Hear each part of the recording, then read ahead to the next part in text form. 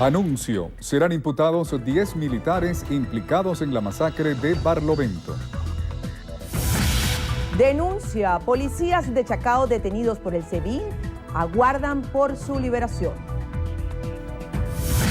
En riesgo: Concepan alerta déficit de harina de trigo en Táchira. Con identidad, niños de La Pastora reciben cédula por primera vez. En Mora, Mood afirma que el gobierno no cumple compromisos del diálogo. Decisión: Donald Trump se apartará de sus negocios para gobernar. Sorpresa: fanáticas de Puerto Rico se encuentran con Enrique Que Iglesias. duermas con él, porque sé que sueñas con poderme ver. Mujer, ¿qué vas a hacer? Decídete pa' ver si te quedas o te vas. Si no, no me busques más. Si te vas, yo también me voy. Si me das, yo también te doy.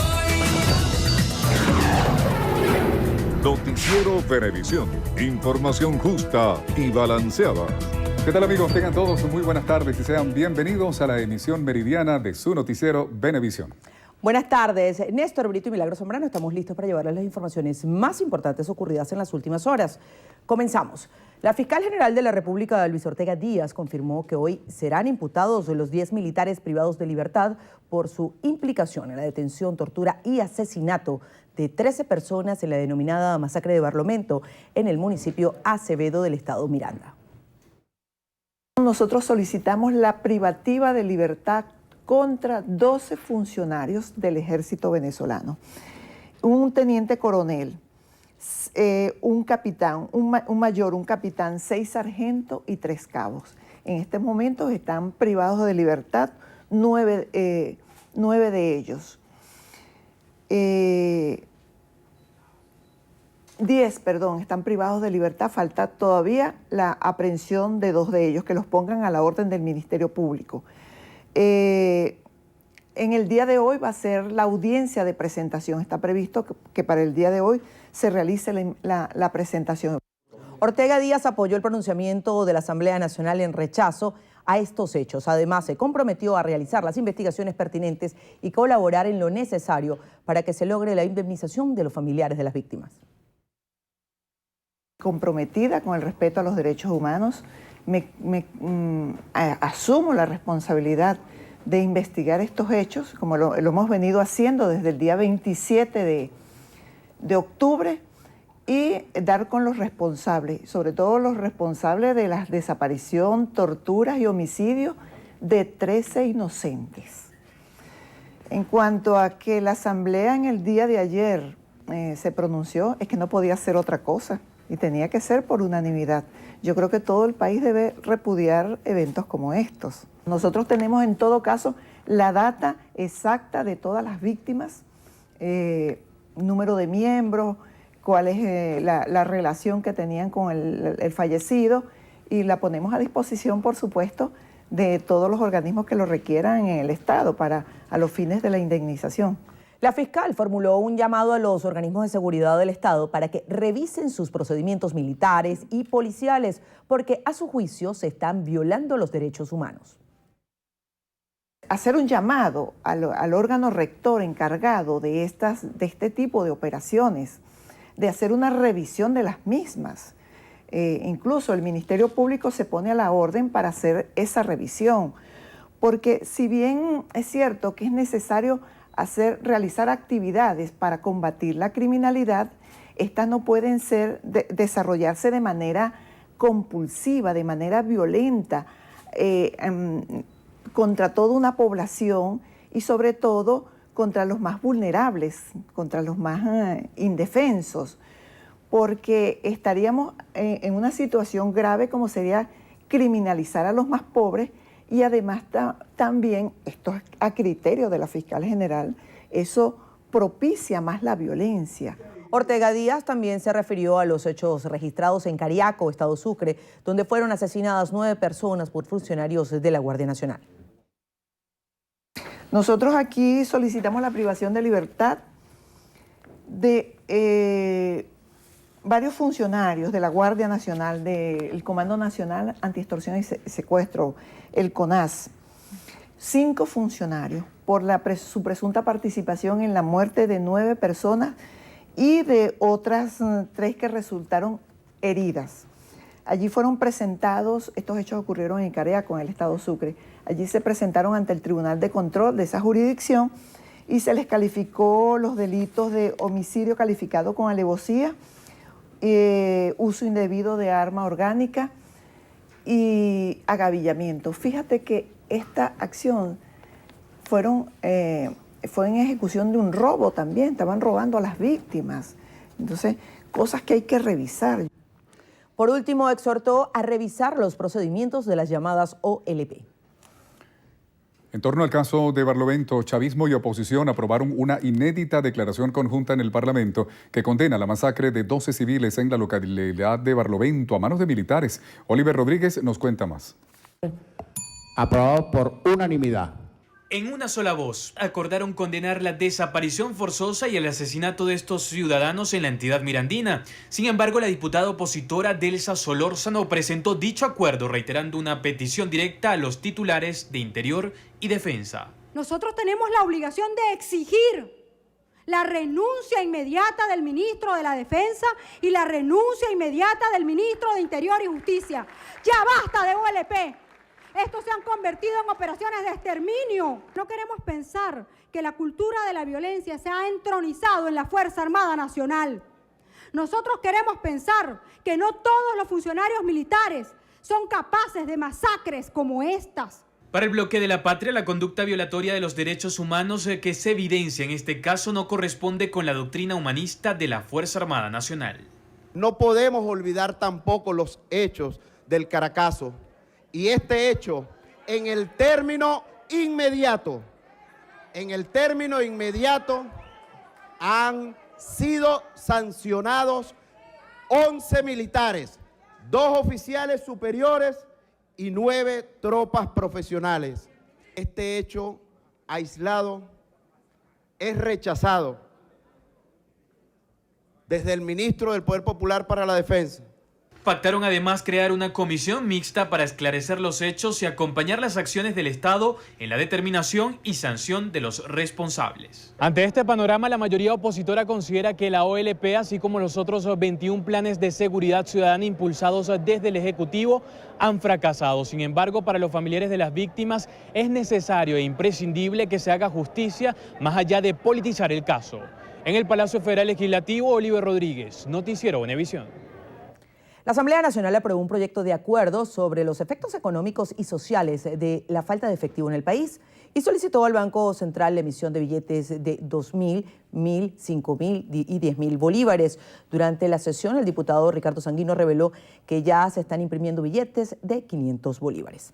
Sanguino expresó que los nuevos billetes entrarán en circulación en diciembre de este año. Acotó que esta medida es del Banco Central y está impulsada por las solicitudes de la bancada opositora. Vienen en diciembre los de 500 bolívares, ya viene. Y todo eso que él mencionó allí, el cono monetario, eso lo tiene ya el Banco Central y el Banco Central lo ordenó. O sea, no es que él está descubriendo y está proponiéndole. El diputado Guerra expresó la devaluación que ha tenido el bolívar generada por la inflación desde el año 2008. 1 céntimo es el valor equivalente de lo que fue el billete, aquel billete de 100 bolívares, que era equivalente en el año 2008 a $25. ¿Por qué se generó esto? Esto se generó porque en ese periodo que va desde enero del año 2008 a noviembre del año 2016, tenemos una inflación acumulada de 12.100%. Guerra denunció que agentes policiales son cómplices de los llamados avances de efectivo en comercios que cobran 20% de comisión. Y la Organización de Países Exportadores de Petróleo acordó en Viena, Austria, el primer recorte de producción desde el año 2008. El acuerdo ratifica el alcanzado en septiembre en Argelia, donde se fijó una producción máxima de 32,5 millones de barriles diarios. El precio del crudo en los mercados comenzó a subir esta mañana ante la posibilidad de un recorte. El precio del barril de Brent recuperó, ubicándose a esta hora en $50.95. En Táchira, Concepan alerta que el déficit de harina de trigo pone en riesgo la producción decembrina y denuncian que el 20% de las panaderías en el estado andino inician el mes sin materia prima. Según el Consejo de Panaderos de Táchira, Concepan, las 3.500 toneladas de harina que se necesitan para surtir a todo el estado en noviembre solo llegaron 980. Hay alrededor de 173 panaderías en crisis. O sea, sus depósitos están vacíos, aunque no están cerradas. De no mejorar esta situación, en la próxima semana se integrarían por lo menos 400 panaderías a esta crisis. Pero un saco de harina en 60.000 bolívares nos incrementaría el pan español y afectaría el bolsillo del venezolano, del pueblo. Alertan que por la situación de emergencia no se exportará el tan famoso pan andino. En Colombia, las autoridades ubicaron en 71 el número de muertos y en 6 los sobrevivientes tras el accidente aéreo producido en las cercanías de Medellín. Originalmente se había reportado 81 pasajeros en vuelo, sin embargo se confirmaron solo 77 personas a bordo. Los 6 heridos están siendo atendidos en diferentes centros médicos de Antioquia. La azafata Ximena Suárez y el técnico de la aeronave se encuentran fuera de peligro. El jugador Alan Russell está en cuidados intensivos, aunque presenta estabilidad.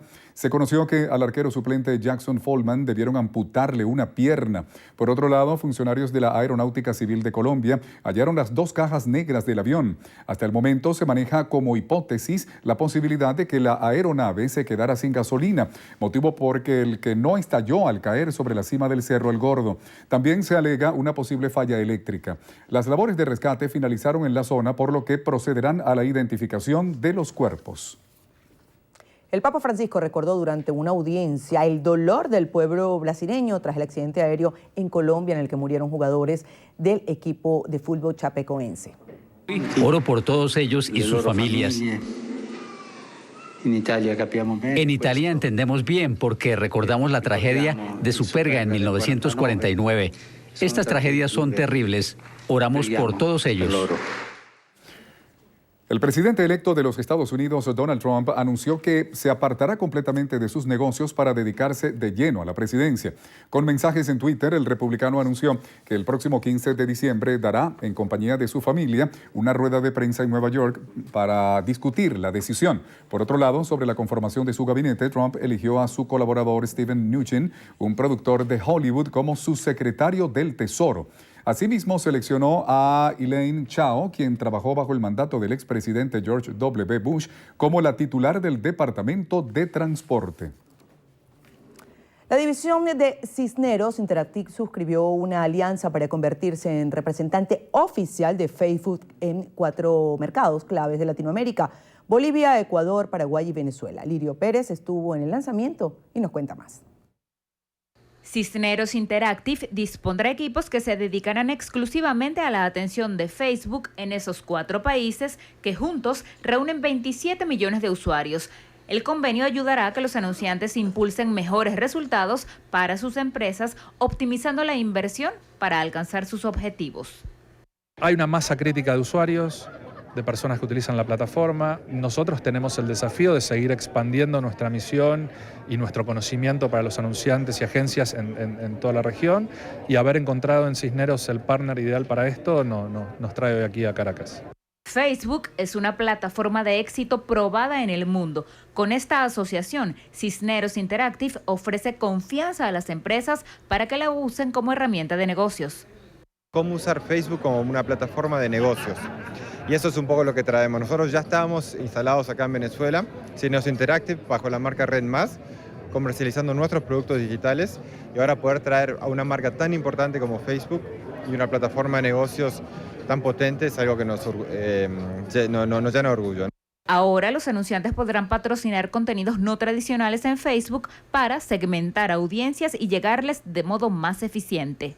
Porque nos da la posibilidad verdadera de ofrecerle ahora sí a todos nuestros clientes no solo pantallas tradicionales de televisión como televisión abierta y cable, sino la posibilidad de integrarse formalmente a las plataformas digitales de mano de una de las principales redes sociales que hay en el mundo. Y como nos estaban explicando en la presentación, más de 1.800 millones de usuarios todos los meses, y va a ser ahora en Facebook Venezuela. La expansión continuará en América Latina y el mercado hispano de Estados Unidos. Lirio Pérez, Noticiero Venevisión. Muchísimas gracias, Lirio. Amigos, es momento de hacer nuestra primera pausa. Al regreso, tragedia a su paso. Tornado dejó varios fallecidos y heridos en Estados Unidos. Los detalles en breve.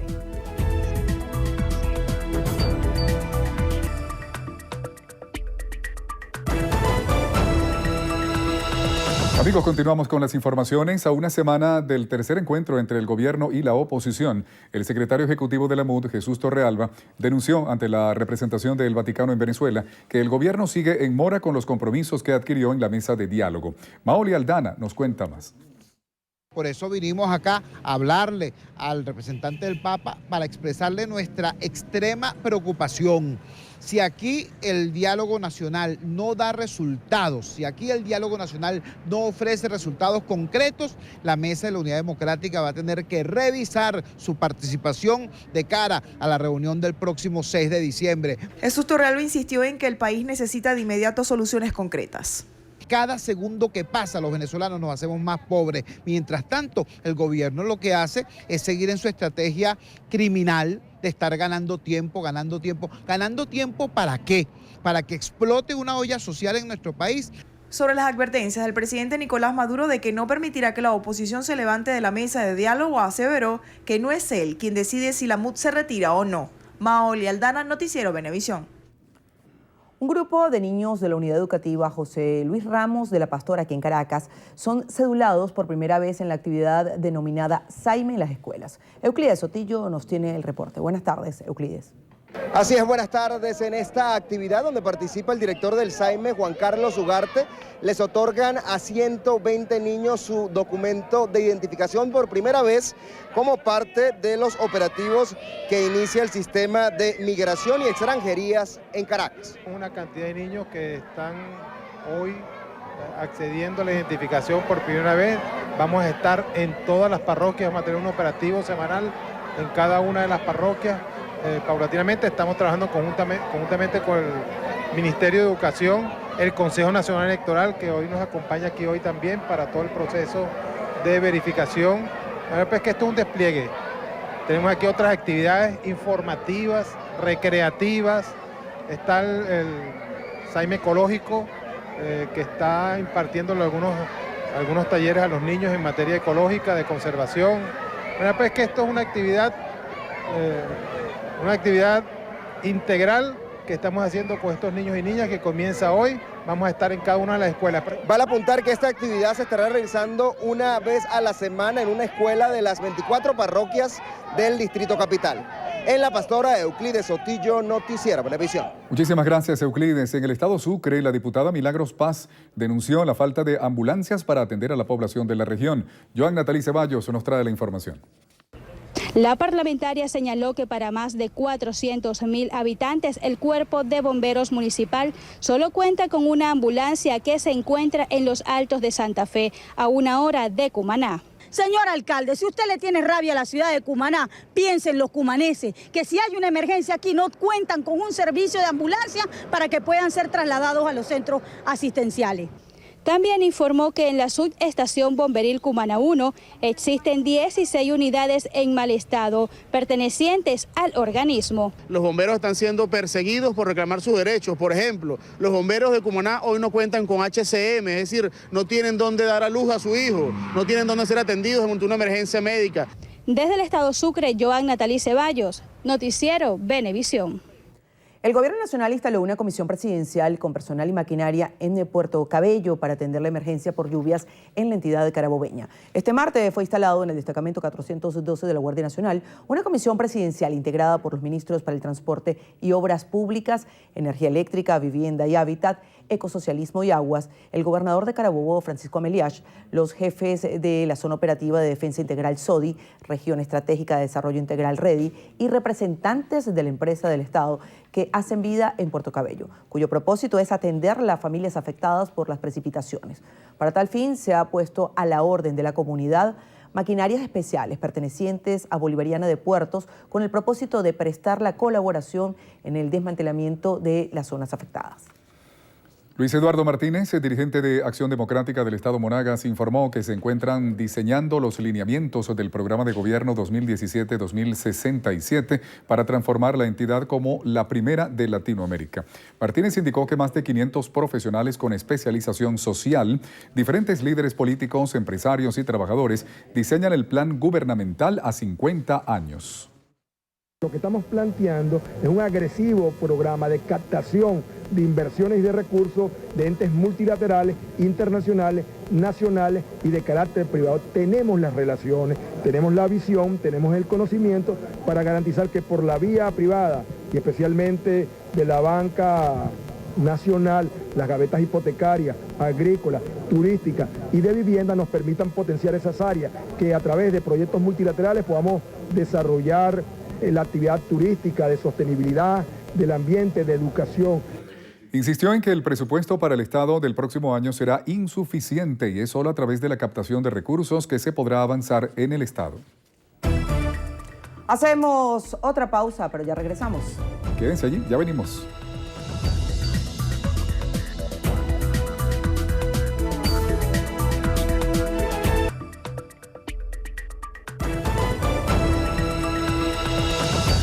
Continuamos. Los familiares de los 13 jóvenes que fueron detenidos el pasado 26 de octubre en la llamada toma de Venezuela acudieron a la Nunciatura Apostólica a pedir que sirvan como mediadores para que recobren su libertad. Aseguran que son inocentes de los delitos por los cuales son señalados. Le alegaron 4: agavillamiento, ultraje, detención de explosivos y alteración al orden público. Ellos hicieron la presentación, ellos están en los 45 días, pero si ellos llegan a los 45 días, ellos no van a poder pasar la Navidad con nosotros. Es lamentable que teniendo una mesa de diálogo donde tenemos esperanza, muchos los venezolanos, de sentirnos libres, nos priven todavía. Indicaron que los jóvenes no militan en ningún partido político y que muchos de ellos ni siquiera están inscritos en el CNE. Y desde La Habana, Cuba, partió la caravana con las cenizas del expresidente Fidel Castro. La procesión salió de la Plaza de la Revolución y recorrerá el país hacia la ciudad de Santiago de Cuba, culminando el próximo 3 de diciembre. El pasado martes, líderes mundiales y miles de cubanos se reunieron en esa misma plaza para rendir un homenaje póstumo. Al menos 50 delegaciones extranjeras participaron en el tributo. El jefe de Estado ecuatoriano, Rafael Correa, emitió el primer discurso de despedida. Entre los presentes también estaban los presidentes Enrique Peña Nieto y Evo Morales. Los restos de Castro reposarán en un cementerio a partir del próximo 4 de diciembre.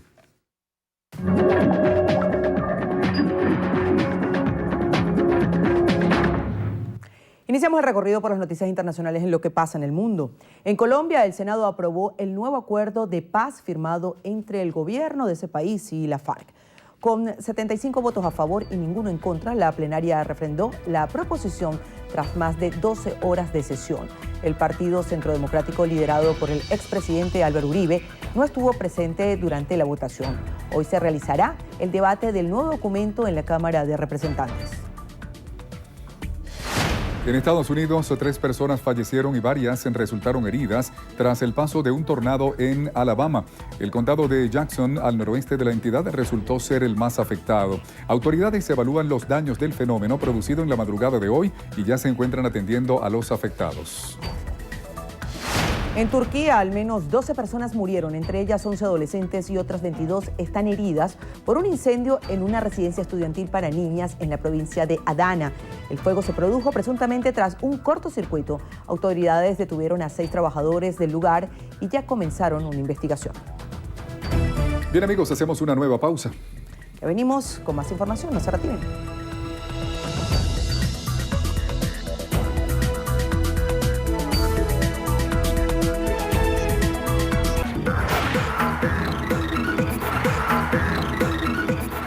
Hola, ¿qué tal amigos? Feliz tarde, soy Carilis Cuadros y esto es Estrenos y Estrellas. Iniciamos las noticias del mundo del entretenimiento con Kate Hudson, porque al parecer podría ser el amor secreto de Brad Pitt. El divorcio de Angelina Jolie y Brad Pitt ha generado muchos interrogantes sobre las posibles causas de la separación. Al actor lo han relacionado con Marion Cotillard, su compañera de reparto en Aliados, y esta vez aseguran que tiene una relación con la también actriz Kate Hudson. Una revista australiana publicó la noticia y aseguran que el guardaespaldas de la pareja, Chris Herzog, contó que Brad había tenido varios encuentros con Kate. Sin embargo, la página Hollywood Life aseguró que entre ellos solo hay una amistad desde hace mucho tiempo. Y Enrique Iglesias sorprendió a una fanática en las calles de Puerto Rico. El cantante tomó por sorpresa a una fanática en la ciudad de Puerto Rico, donde se presentó el pasado fin de semana. Aprovechando que el tráfico estaba detenido, Enrique pidió a su chofer que esperara un momento para fotografiarse con su seguidora y su pareja, quienes al parecer pronto se casarán. El español compartió el hecho por sus redes sociales y dijo: "Estos son los momentos que me mantienen. Muchas gracias, Puerto Rico". Hasta ahora el video ha rebasado las 300.000 reproducciones en Instagram. ¿Casados? ¡Pero pronto! Seguimos con Coldplay porque la agrupación ha tenido la gira más exitosa de la industria este 2016.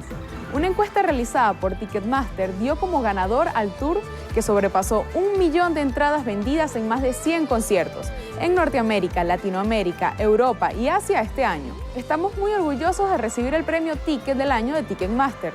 Gracias a todos los que nos han votado.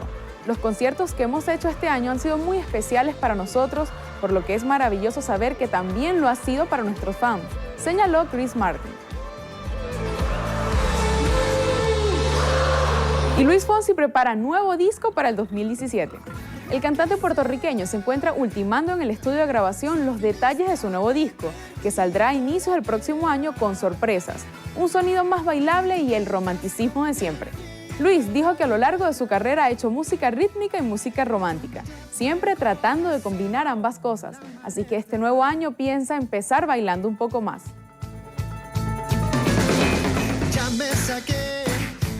Así llegamos al final, soy Carilis Cuadros, les deseo buen apetito y los espero en la emisión estelar de su noticiero Venevisión. Muchísimas gracias, Carilis. Amigos, vamos entonces a una pausa y cuando regresemos, Milagros Zambrano estará conversando con el diputado por Primero Justicia, Tomás Guanipa, en entrevista Venevisión.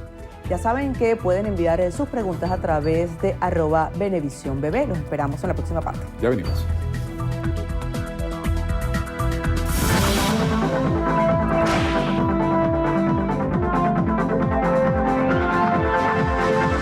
Se solicita con carácter de urgencia donantes de sangre de cualquier tipo. Las personas que deseen colaborar pueden comunicarse al siguiente número telefónico 0426-596-0681.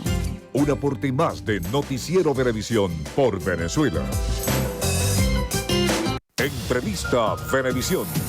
Líder en opinión. Por tu canal independiente, Venevisión.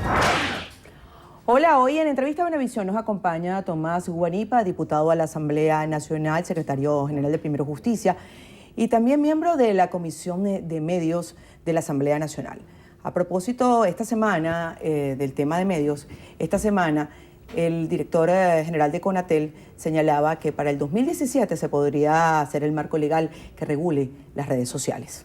Bueno, imagínate, eso significa que el señor está entrando no para ver cómo estabiliza, por ejemplo, el problema tan grave que tenemos en Venezuela, que es tener emisoras clandestinas por todas partes en el país, es tener emisoras que no tienen la habilitación adecuada, es tener plantas televisivas que le dan concesiones por 2 o 3 años, o algunas que tienen más de 1 año vencidas y que han cumplido con todos los requisitos legales, que es a lo que debería dedicarse, sino que está pensando en más bien cómo generar aún más un marco restrictivo para la libertad de expresión. Las redes sociales solamente pueden ser reguladas por la Asamblea Nacional, porque es quien tiene la competencia legal. Y en segundo lugar, yo creo que al final el objetivo no es generar una dinámica donde se pueda fortalecer la libertad de expresión, sino todo lo contrario, donde más bien quieran poner la mano a una cuestión en la cual está sencillamente determinada con un mecanismo para que la gente pueda expresarse e interactuar. Hay convenios internacionales de las Naciones Unidas que marcan la normativa regulatoria en los países de libertad y para nosotros es absolutamente inaceptable que su intención sea restringir aún más una libertad de expresión que ya por lo que antes he expuesto está bastante cuestionada y bastante dañada por parte del gobierno nacional. Han buscado reunirse con Conatel y la Comisión de Medios de la Asamblea Nacional para tratar algunos puntos, como el de la reforma a la ley, que es rechazada por el gobierno nacional, que indica que se busca privatizar el espectro radioeléctrico. Mira, hacer preguntas es importante porque en el año que me ha tocado presidir la Comisión del Poder Popular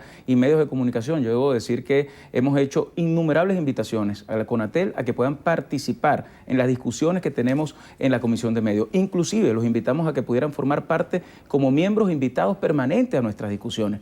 Los invitamos en la consulta pública a la Ley de Telecomunicaciones, en la Ley de Medios Públicos, en la reforma a la Resorteme, pero además en las comisiones que hemos creado también los hemos invitado. En la comisión para revisar todas las emisoras clandestinas que existen en el país y no han querido participar, con lo cual nosotros esperamos que en esta nueva etapa más bien se preocupen por ver cómo se ponen a tono con el interés que tienen los venezolanos de poder tener una libertad de expresión plena y no seguir convirtiéndose Conatel como un órgano que en vez de ser técnico es un órgano político que está en contra de los venezolanos en su derecho a poder estar bien informados y estar informados oportunamente, que es al final un derecho humano y un derecho que está establecido en la Constitución.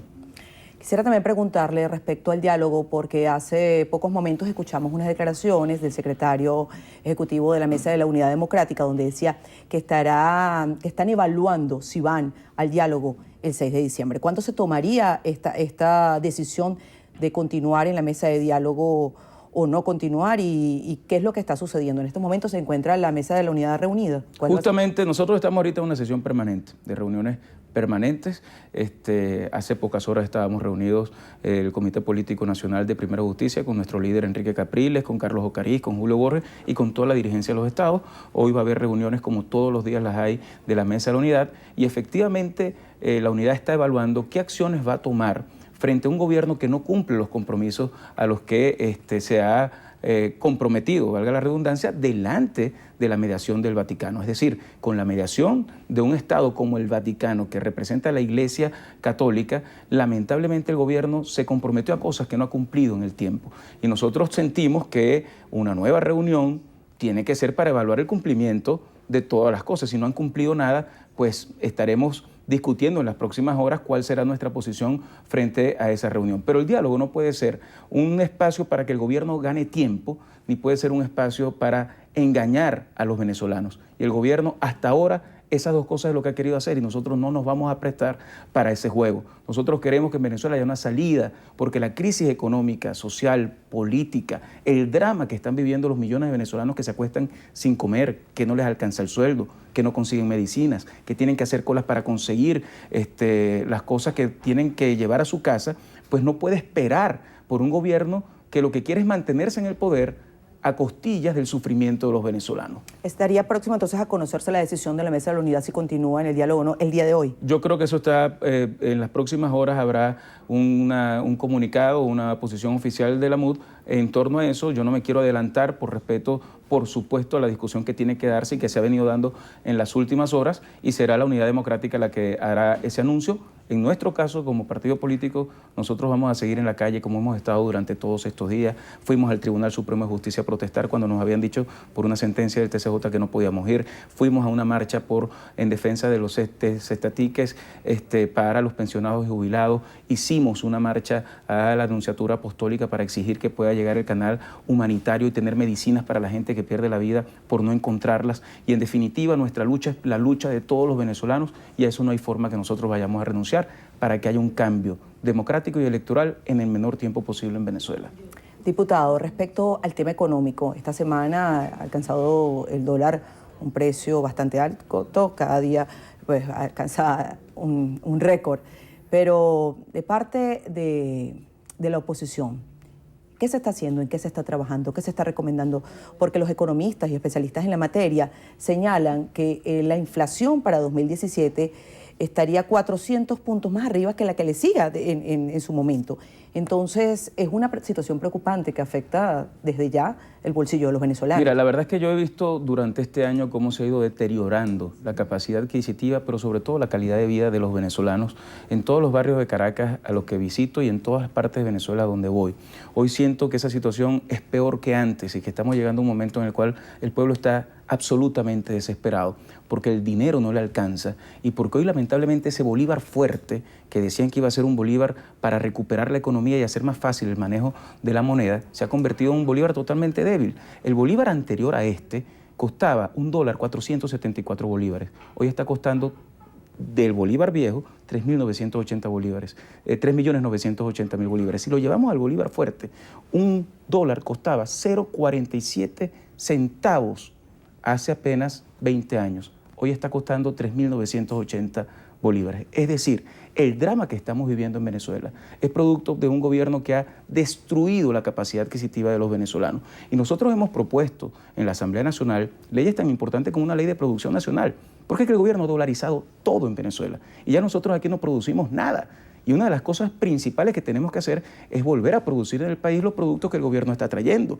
Y en ese sentido el gobierno lo que ha hecho es dolarizar la economía al traer productos para la alimentación de los venezolanos a costos internacionales, como por ejemplo el hecho de anunciar que en Venezuela se dolariza la industria del turismo. Aquí en Venezuela está dolarizado hasta los secuestros y lo que cobran por un secuestro. Aquí en Venezuela está dolarizado con ese convenio hasta las coimas que cobran los funcionarios públicos, las comisiones que se roban los corruptos de este gobierno, las cobran en dólares, pero los venezolanos ganan en bolívares devaluados. Entonces imagínate tú una industria hotelera. Pero el gobierno ha señalado que ese convenio cambiario que firmó y que dolariza en parte el sector de turismo es para que el país disponga de divisas y que además toda la situación que se está viviendo, asegura el gobierno, es parte de la guerra económica que además denuncia no solamente es interna, sino externa.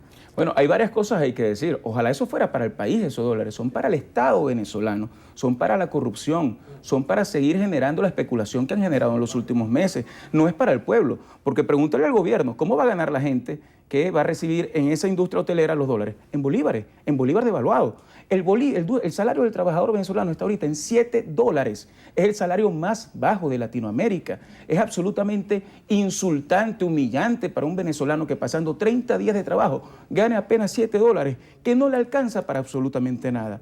Por eso nosotros propusimos en la Asamblea Nacional la ley de dignificación del salario, que es una propuesta que yo hacía desde la campaña electoral. Si en Venezuela absolutamente está todo dolarizado, tenemos que proteger el ingreso del venezolano, poniéndole un monto que aunque sea en bolívares, tenga un referente en dólares. Y fíjate tú que ya esto ha ido a niveles tan dramáticos que hemos llegado a $7 con los ingresos de los venezolanos. Si nosotros tuviéramos un marco regulatorio que garantizara que vamos a proteger de la inflación y de la devaluación el poder adquisitivo de los venezolanos, estaríamos hablando, junto con la ley de producción, de un nuevo esquema económico para los venezolanos. Nada de eso ha ocurrido y el gobierno lo único que ha hecho es profundizar la situación, hablar de guerra económica, cuando están hablando ellos mismos de dolarizar el tema del turismo, cuando ellos mismos dolarizan el ingreso de alimentos y los venden a precios internacionales. Es una falta de respeto a los venezolanos y es algo que nadie puede creer. Por eso, la permanencia en el poder de Nicolás Maduro significa hambre, significa desesperación para los venezolanos, significa inflación, significa caos. Y la ruta de búsqueda de un cambio a través del referéndum revocatorio que nosotros hemos enarbolado durante este año es la lucha para que los venezolanos puedan, con su voto, recobrar la dignidad, recobrar su derecho a decidir el futuro y lograr un cambio para que exista un gobierno de unidad y de salvación de la patria. Porque en este momento lo que necesitamos es tener un gran acuerdo nacional que este gobierno ha negado a tener después de una nueva mayoría que se logró el 6 de diciembre, que permita que tengamos un plan de desarrollo para que la gente no se nos vaya, para que la gente deje de hacer cola, para que la gente tenga con qué comer y para que la gente pueda echar para adelante. Se hace una ley desde la Asamblea Nacional, pero todas las leyes que hacen la Asamblea Nacional o resultan improcedentes o resultan inconstitucionales. Entonces, ¿cómo se ayuda a los venezolanos en esta crisis si se hace una ley y de repente no va a poder llegar a ser útil. Es que efectivamente lo que tenemos es un gobierno absolutamente autoritario, es un gobierno que se ha convertido en un gobierno dictatorial. Una persona como el presidente de la República que amenaza, por ejemplo, a quienes están o no están en el marco de su corriente de pensamiento, es una persona que no respeta a quienes piensan distinto y que ha irrespetado la Asamblea Nacional a través del bufete que han conformado ellos, que es la Sala Constitucional. A nosotros nos toca trabajar en todo esto por lograr que el cambio se pueda dar. Y el 6 de diciembre logramos una Asamblea Nacional que es reconocida mundialmente, que es la institución con mayor apoyo popular y que salió electa, por lo cual tiene una gran legitimidad popular con más votos que el mismo Nicolás Maduro. Esas atribuciones las vamos a defender en la calle, pero todo pasa por lograr rescatar el voto que el gobierno nos ha quitado cuando eliminó el 20% y rescatar el derecho a los venezolanos a decidir sobre su propio futuro. A eso sí le tiene mucho miedo Nicolás Maduro y a eso tenemos nosotros que llegar como pueblo unido, y por eso un mensaje para todos los que nos están escuchando de lucha en la calle y de convicción de que somos una gran mayoría que va a lograr un cambio en Venezuela en el menor tiempo posible. Rápidamente se nos acaba el tiempo, pero voy a leer algunos de los mensajes que han llegado. Y dice Alejandro Barón: ¿qué planes económicos, sociales, políticos y de futuro tiene planteado la oposición si sale Maduro del poder? Bueno, hemos hablado de una ley de producción nacional y convertirnos en un país donde produzcamos nuestros propios alimentos y dejemos de comprarlo afuera, donde podamos invertir de nuevo en Venezuela para tener una industria fuerte. Hemos hablado de una ley de dignificación del salario para proteger la capacidad adquisitiva de los trabajadores.